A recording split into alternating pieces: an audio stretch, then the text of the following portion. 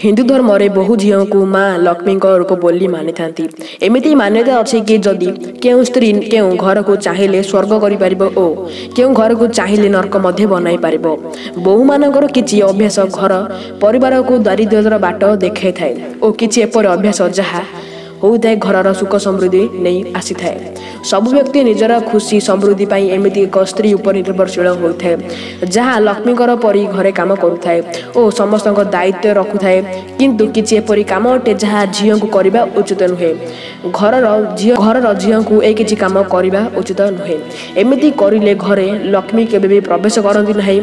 तो ये वीडियो को आप शेष पर्यटन देखूँ कहीं वीडियो माध्यम आपको जनइबू एपरी किछि काम जहाँ आपण घरे करवा उचित नुहे।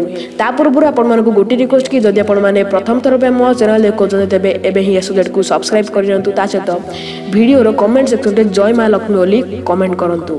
प्रथम हूँ जो घरे झील झाड़ू गोड़े लगाती सेठारे केबे भी माता लक्ष्मी बास हो न था और सब बेले घरे दारिद्रता ही लगी रही था।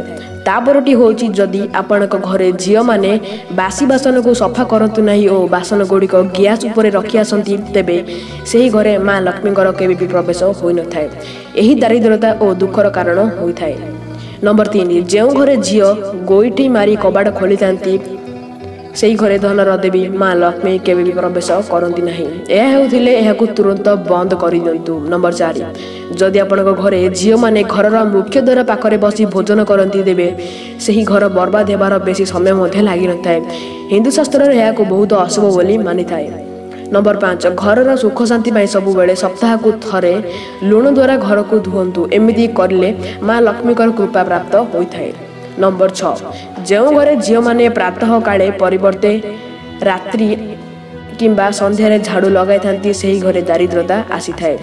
नंबर 7 जदि केउ झील को विलंबित राति जाए शोइबार अभ्यास अच्छी तेबे ताहा अशुभ होता है। यह द्वारा ता स्वामी सह ता शाशुघर लोकों असफलतार कारण होता। तो फ्रेंड्स आपण मैंने तो वीडियो जानिले कोई काम जहाँ करवा उचित नुहे घरे।